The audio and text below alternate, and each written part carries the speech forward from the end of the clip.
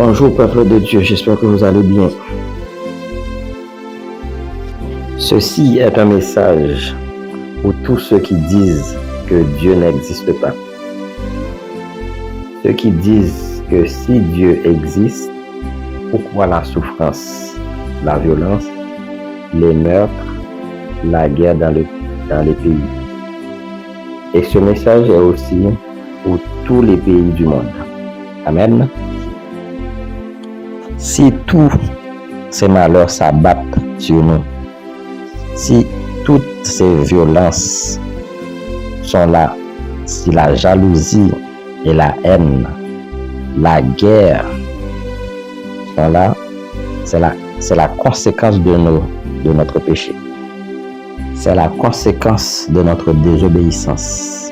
Dieu n'est pas responsable de nos malheurs parce qu'il nous a dit dans sa parole, dans Jérémie 29:11. Que dit Jérémie 29:11?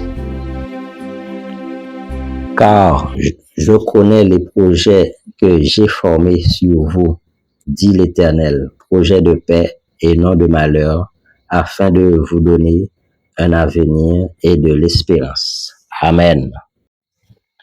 Si ta vie est bouleversée, tu ne sais pas ce que tu dois faire. Dieu a un projet pour toi. Quel est ce projet? Ce projet est projet de paix et non de malheur.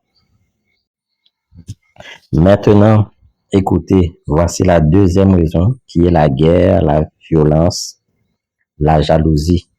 Voici ce que Dieu dit dans 2 Chroniques 7:14. Si mon peuple, sur qui est invoqué mon nom, s'humilie, prie, cherche ma face et se détourne de ses mauvaises voies, je l'exercerai des cieux, je lui pardonnerai son péché et je guérirai son pays. Amen. Donc, écoute bien, s'il y a la guerre dans ton pays, c'est parce que ton pays est malade. C'est parce que aussi mon pays est malade. Si toutes ces violences, la haine, la jalousie, c'est parce que ton pays est malade. Haïti, tu es malade. L'Afrique, tu es malade. L'Amérique, tu es malade. La France, tu es malade. L'Angleterre, tu es malade. Le verset dit aussi que tout cela arrive, c'est parce que nous ne prions pas pour nous détourner de nos mauvaises voies. Donc, si toi, tu n'as jamais fait tout cela, comment peux-tu dire pourquoi Dieu permet la guerre, la violence, la haine? Avant que Dieu agisse, il prévient d'abord. Avant que Sodome et Gomorrhe soient détruits, Dieu a averti Abraham. Il envoya des anges à Sodome et à Gomorrhe pour les prévenir. Seulement quelques personnes de la famille d'Abraham ont été sauvées. Donc, le reste de ceux qui habitaient Sodome et Gomorrhe n'ont pas écouté. Ils préféraient vivre dans leur péché. Comme leur pays était malade, il a été détruit. Dieu voulait les sauver. Ils devaient juste prier et se détourner de leur mauvaise voie. Et Dieu aurait guéri leur pays. Voici un autre pays encore qui était malade. Ninive. La Bible dit que le peuple Ninive faisait ce qui est mal devant l'Éternel. Dieu voulait les sauver parce que ce peuple ne connaissait ni leur droite ni leur gauche. Dieu envoya un prophète pour les avertir.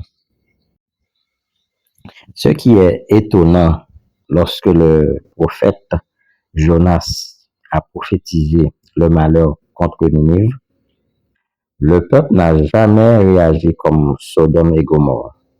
Au contraire, le roi de Ninive a fait publier un jeûne. Il a fait publier un jeûne à tout son peuple. Ils se sont humiliés devant l'Éternel.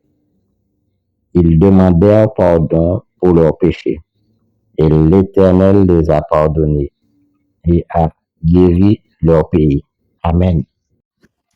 Donc, peuple de Dieu, si tu vois toutes ces calamités, la violence, la guerre, la haine dans ton pays, c'est parce que ton pays est malade. Donc, tu dois te mettre en prière, tu dois te mettre en prière pour prier, tu dois te mettre en jeûne et en prière pour prier pour ton pays, parce que les temps sont mauvais et la troisième guerre mondiale arrive. Amen, peuple de Dieu. Likez cette vidéo, partagez-la et abonnez-vous.